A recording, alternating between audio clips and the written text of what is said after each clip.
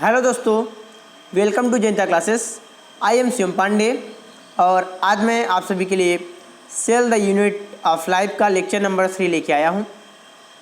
तो दोस्तों, आज के इस लेक्चर में हम इंडो मेम्ब्रेन सिस्टम से आगे बढ़ेंगे। अगर आपने हमारे चैनल को अभी तक सब्सक्राइब नहीं किया है तो प्लीज़ इस चैनल को सब्सक्राइब करिए और बेल आइकन को प्रेस करिए। तो दोस्तों, चलिए हम आगे चलते हैं। Indo membrane system, while each of the membranous organelles is distinct in terms of its structure and function, many of these are considered together as an endomembrane system because their functions are coordinated. The endomembrane system include endoplasmic reticulum, Golgi complex, lysosomes and vacuoles. Since the functions of the mitochondria, chloroplast and peroxisomes are not coordinated with the above components, these are not considered as part of the endomembrane system. जबकि जितने भी membranes organelles हैं, ठीक है, जितने भी organelles हैं जिनके पास मेम्ब्रेन की कवरिंग है, सभी अपने अपने स्ट्रक्चर और फंक्शन में डिफरेंट हैं। सब देखने में अलग दिखते हैं, ठीक है, स्ट्रक्चर उनका अलग है, उनके सभी के कार्य भी अलग हैं, लेकिन बहुत सारे इनमें से क्या हैं, एक दूसरे के साथ जुड़े हुए हैं इंडो मेम्ब्रेन सिस्टम के रूप में, क्योंकि उनका जो फंक्शन है वह कोऑर्डिनेटेड है, उनका कार्य भी एक दूसरे से जुड़ा हुआ है। इस वजह से इंडो मेम्ब्रेन सिस्टम में एंडोप्लाज्मिक रेटिकुलम आता है, गोल्जी कम्प्लेक्स आता है, लाइसोसोम्स आते हैं और वैक्यूल्स आते हैं। ये चारों ऑर्गेनेल्स का जो फंक्शन है वह एक दूसरे से जुड़ा हुआ है, कोऑर्डिनेटेड है। इस वजह से इन सभी को इंडो मेम्ब्रेन सिस्टम में रखा जाता है। बाकी माइटोकॉन्ड्रिया, क्लोरोप्लास्ट और पेरोक्सिसोम्स के जो फंक्शन है वे एक दूसरे से कोऑर्डिनेटेड नहीं है, एक दूसरे से जुड़े हुए नहीं हैं, तो वे इंडो मेम्ब्रेन सिस्टम के पार्ट नहीं है, उनको इंडो मेम्ब्रेन सिस्टम में नहीं रखा जाता।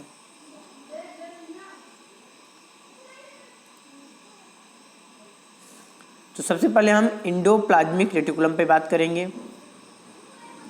Electron microscopic studies of eukaryotic cells reveal the presence of a network और reticulum of tiny tubular structures scattered in the cytoplasm. This is called the endoplasmic reticulum.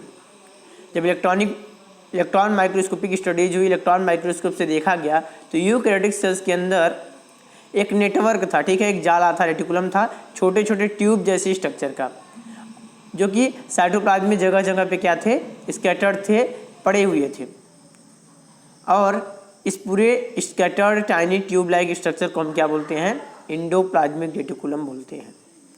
Hence endoplasmic reticulum divides the intracellular space into two distinct compartments. It means luminal inside endoplasmic reticulum and extra luminal cytoplasmic compartments. तो होता है कि जो endoplasmic reticulum है यह cell के अंदर के स्ट्रक्चर को दो अलग अलग पार्ट में डिवाइड कर देता है। पहला होता है ल्यूमिनल, जो कि एंडोप्लाज्मिक रेटिकुलम के अंदर का होता है, और उसके बाहर के स्ट्रक्चर को हम क्या बोलते हैं, साइटोप्लाज्मिक कंपोनेंट, एक्स्ट्रा ल्यूमिनल बोलते हैं। The endoplasmic reticulum often shows ribosomes attached to their outer surface. The endoplasmic reticulum bearing ribosomes on their surface is called rough endoplasmic reticulum. In the absence of ribosomes, they appear smooth and are called smooth endoplasmic reticulum.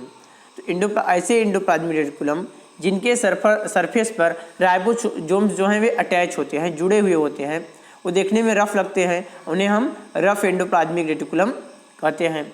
जबकि जिन endoplasmic reticulum पर ribosomes नहीं जुड़े हुए होते हैं, नहीं चिपके होते, वे देखने में स्मूथ लगते हैं, और उन्हें हम स्मूथ एंडोप्लाज्मिक रेटिकुलम कहते हैं।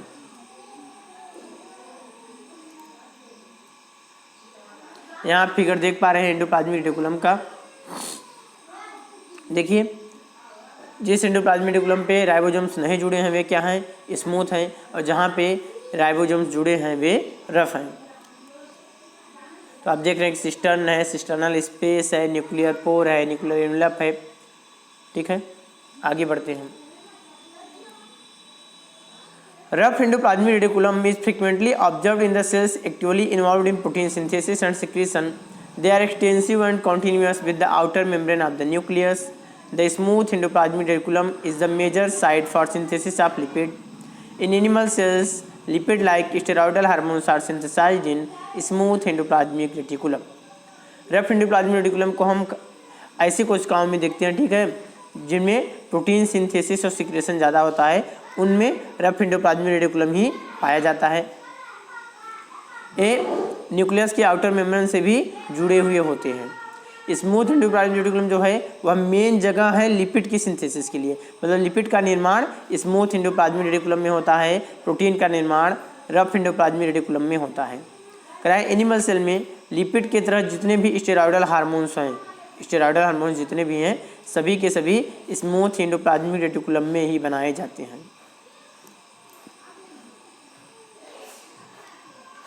Golgi apparatus, Camillo Golgi 1898 first observed densely stained reticular structure near the nucleus.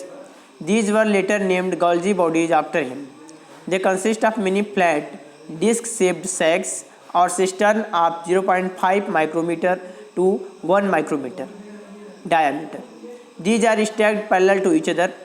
Varied number of cisterns are present in a Golgi complex. The Golgi cisterns are concentrically arranged near the nucleus with distinct convex cis are the forming phase and concave trans are the maturing phase. The cis and the trans phases of the organelle are entirely different but interconnected.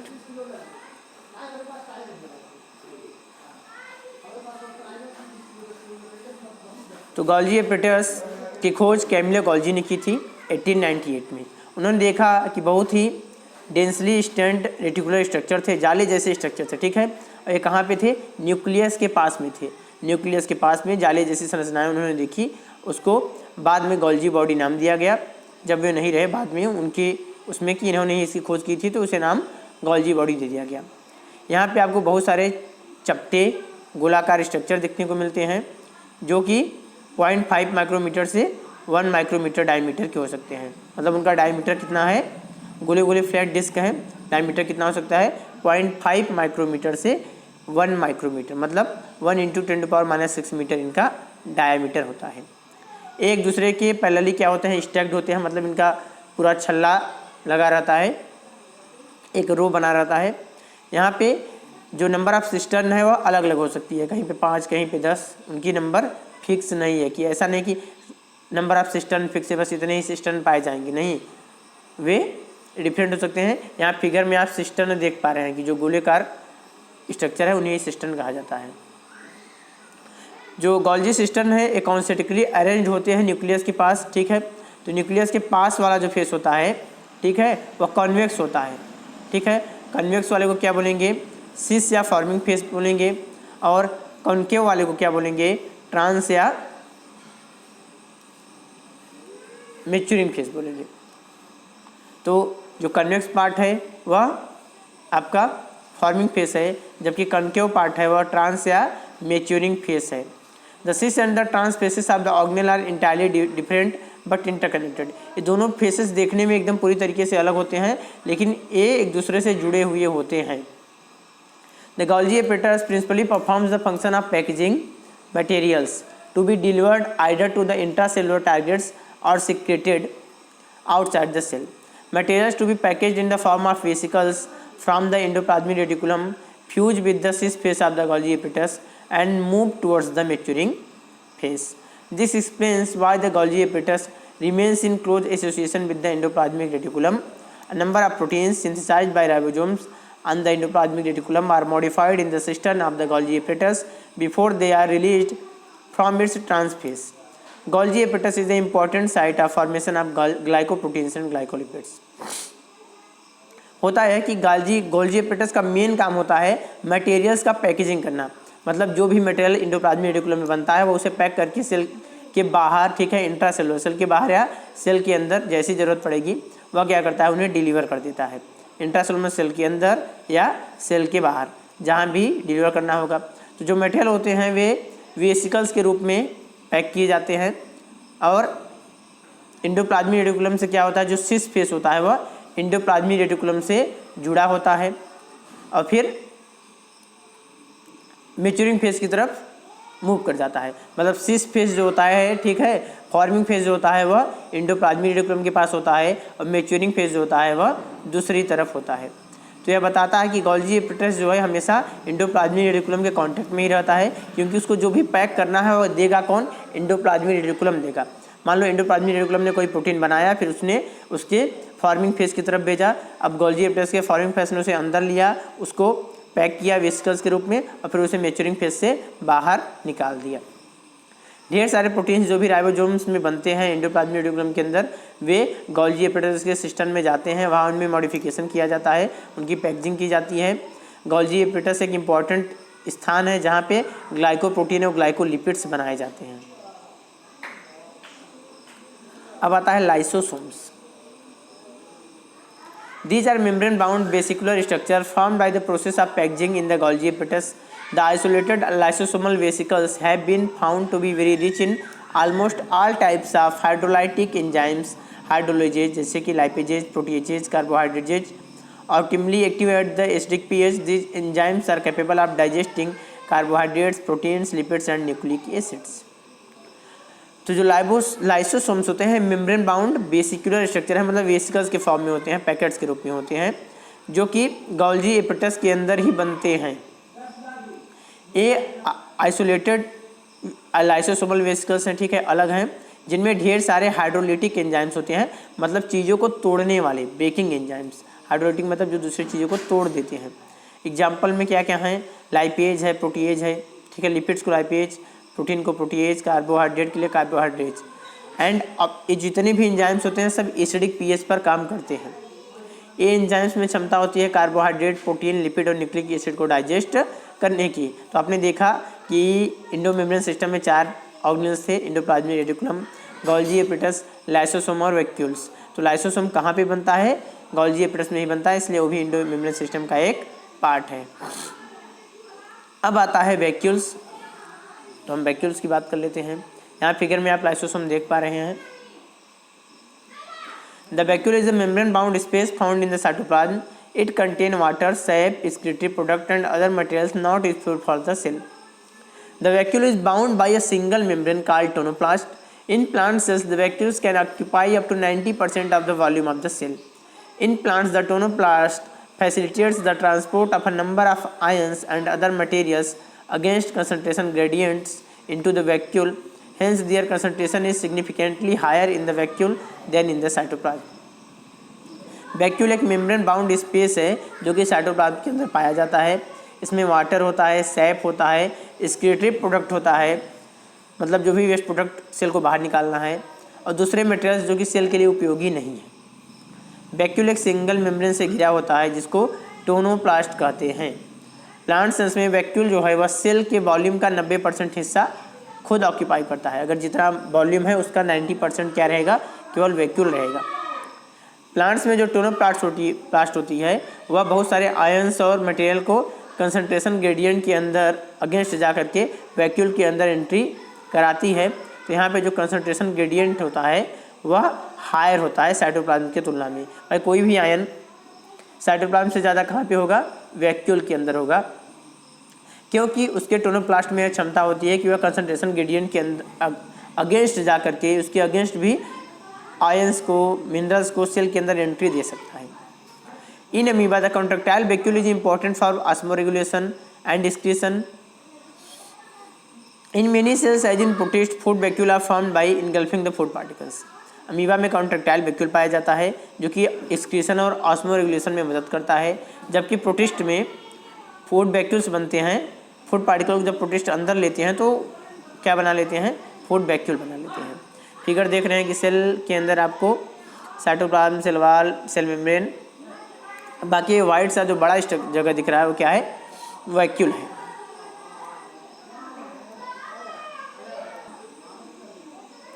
अब हम बात करते हैं mitochondria की।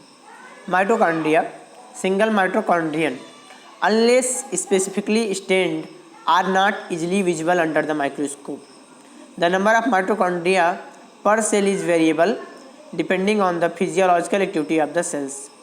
In terms of shape and size also, considerable degree of variability is observed. Typically it is sausage shaped और cylindrical having a diameter of 0.2 to 1 micrometre, average 0.5 micrometre and length 1 to 4.1 micrometre. Mitochondria का जो singular होता है उसे mitochondrion कहते हैं। ठीक है, यह स्पेसिफिकली स्टैंड ठीक है नहीं होता। ठीक है, इसमें कोई स्टेनिंग नहीं होती, किसी भी कलर को नहीं धारण करता। इस वजह से ऐसी कोई खास नहीं होती कि आपको स्पेसिफिक कलर से स्टेनिंग करनी पड़ेगी। इस वजह से स्टेनिंग की वजह से यह आसानी से माइक्रोस्कोप में नहीं दिखते, क्योंकि कोई भी कलर आप दोगे तो ये जल्दी से उसे क्या करेगा, लेगा नहीं। और जब भी हमको किसी भी सेल के अंदर कोई ऑर्गेनेल देखना होता है तो हम स्टेनिंग करते हैं, तभी हमें वो क्लियरली दिख पाता है। तो ये माइक्रोस्कोप के अंदर आसानी से नहीं दिखते हैं। माइटोकॉन्ड्रिया की जो संख्या होती है, ठीक है, पर सेल में वो डिपेंड करती है उनकी फिजियोलॉजिकल एक्टिविटी, मतलब वो कैसा काम करते हैं। अगर सेल जो है मसल सेल्स होंगी, ठीक है, जो बहुत ज़्यादा एनर्जी वाला काम कर रही है, उन्हें बहुत ज़्यादा एनर्जी चाहिए, तो उन्हें क्या है, उनमें माइटोकॉन्ड्रिया की संख्या ज़्यादा होगी।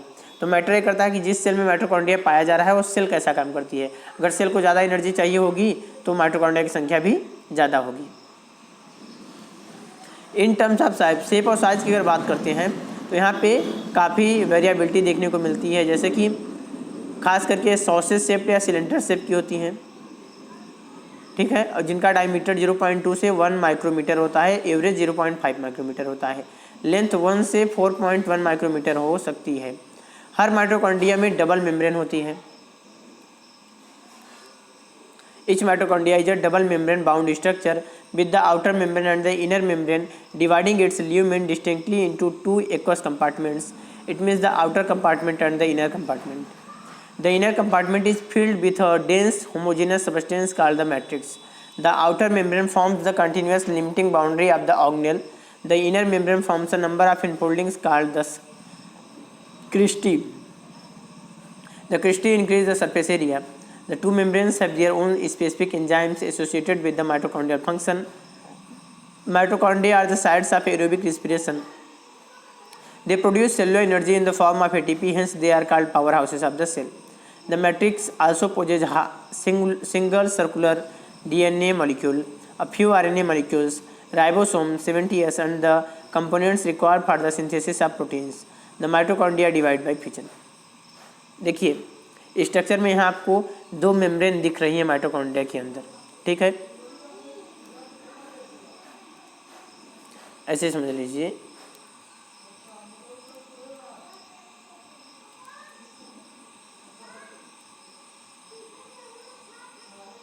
ऐसे डबल मेम्ब्रेन होता है, इस हिस्से को ल्यूमेन बोलते हैं।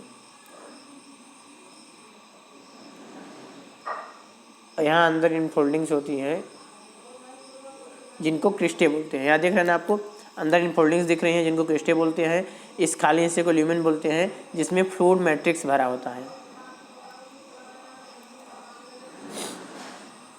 तो यह एक डबल मेम्ब्रेन बाउंड स्ट्रक्चर है। आउटर मेम्ब्रेन इनर मेम्ब्रेन में डिवाइड होता है। ठीक है, और दोनों मिलकर के इसके बीच वाले पार्ट को ल्यूमेन बोलते हैं, जो कि एक इनमें दो एक्वस कंपार्टमेंट होते हैं भाई। आउटर मेम्ब्रेन और इनर मेम्ब्रेन के बीच एक कंपार्टमेंट और फिर इनर मेम्ब्रेन के अंदर भी एक कंपार्टमेंट। ठीक है, तो जो इनर कंपार्टमेंट होता है उसमें डेंस होमोजीनियस सब्सटेंस भरा होता है, काफ़ी घना, जिसको मैट्रिक्स कहते हैं। आउटर मेम्ब्रेन एक लगातार लिमिटिंग बाउंड्री बनाता है ऑर्गेनेल की, और मतलब साइटोप्लाज्म से अलग करता है मेम्ब्रेन को। इनर मेम्ब्रेन ढेर सारे इनफोल्डिंग्स बनाता है जिन्हें क्रिस्टी कहते हैं। फिगर में आपने देखा क्रिस्टी कैसा होता है।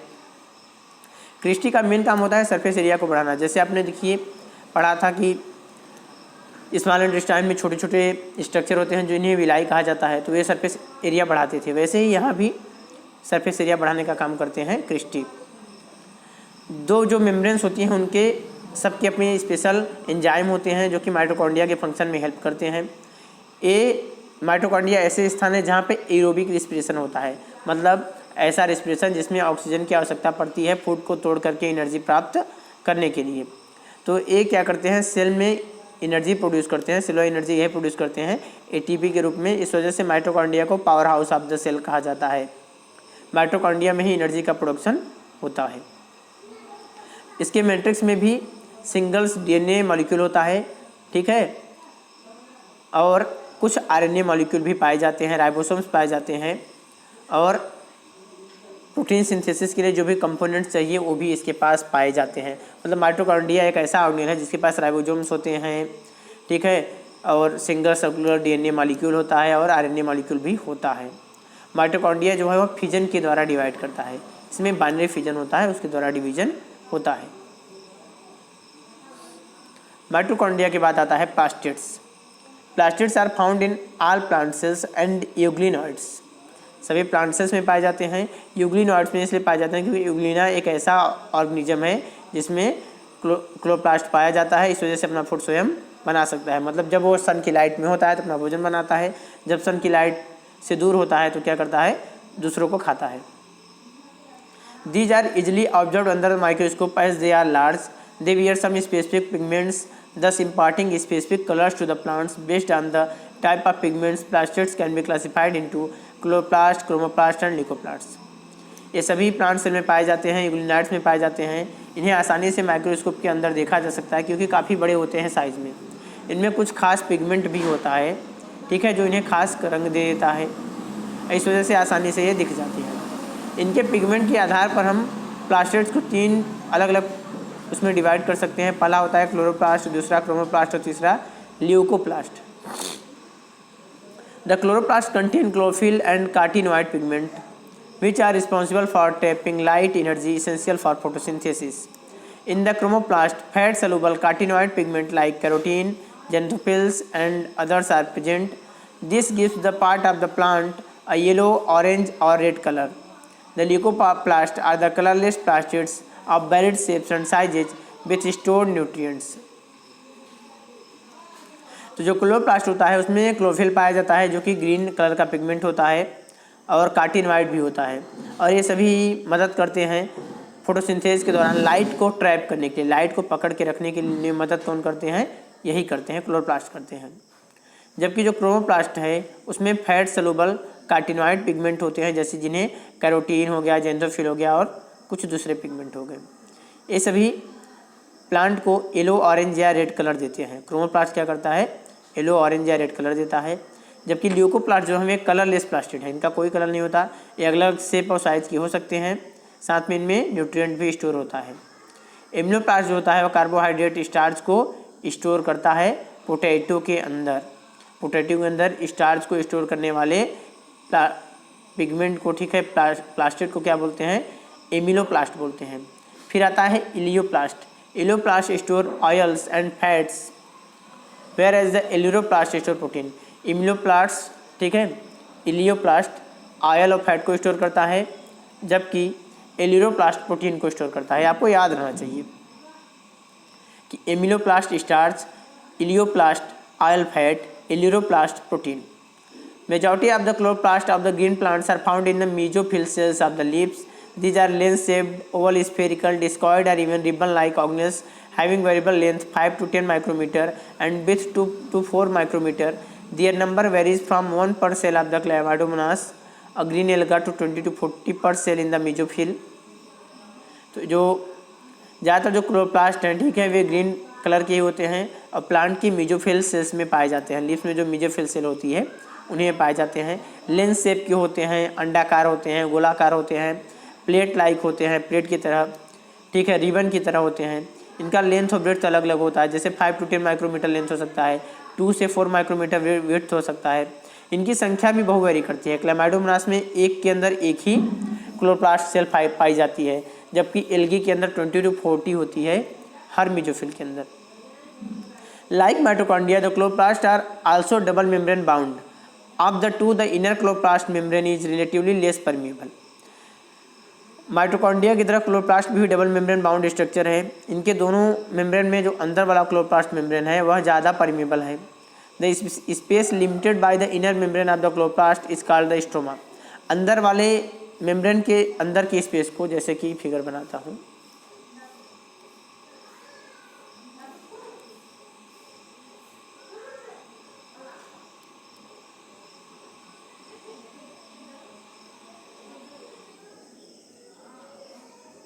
इस रीजन को क्या बोलते हैं, स्ट्रोमा बोलते हैं। A number of organized flattened membranous sacs called the thylakoids are present in the stroma. Thylakoids are arranged in stakes like the piles of coins called grana or the intergranal thylakoids. In addition, there are flat membranous tubules called the stroma, lamella connecting the thylakoids of the different grana. The membrane of the thylakoids enclose a space called lumen. The stroma of the chloroplast contain enzymes required for the synthesis of carbohydrates and proteins. It also contains small double-stranded circular DNA molecules and ribosomes. Chlorophyll pigments are present in the thylakoids. The ribosomes of the chloroplast are smaller 70s and the cytoplasmic ribosomes 80s.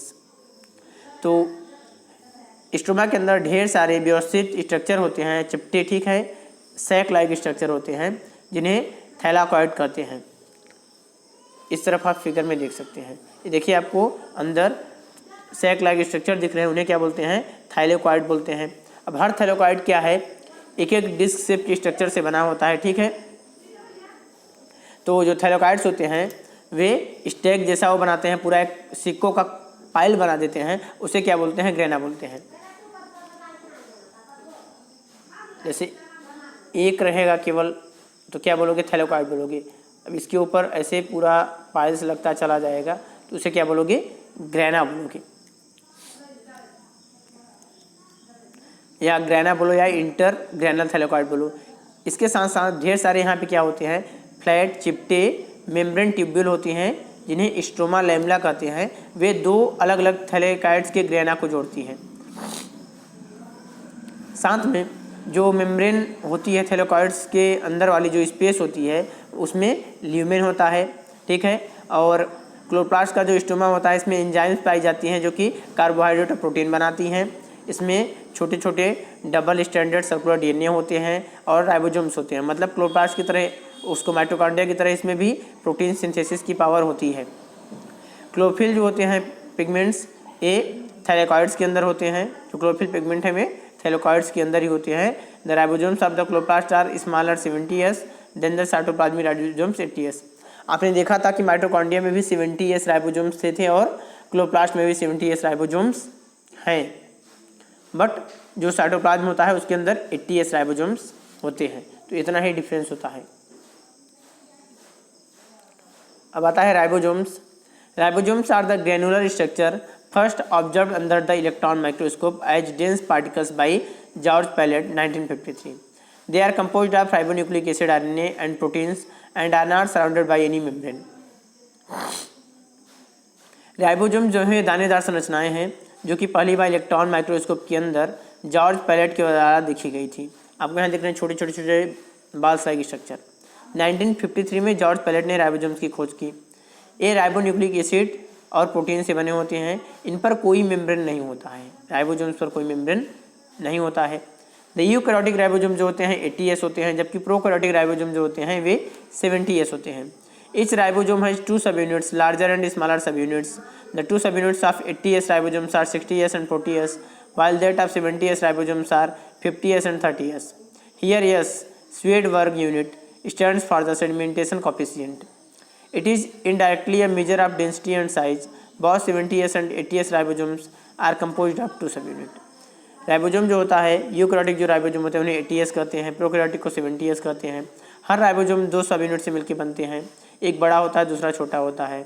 80s जो है वह 60s और 40s से मिलकर बनता है, जबकि 70s ribosome जो होता है 50s और 30s से मिलकर बनता है।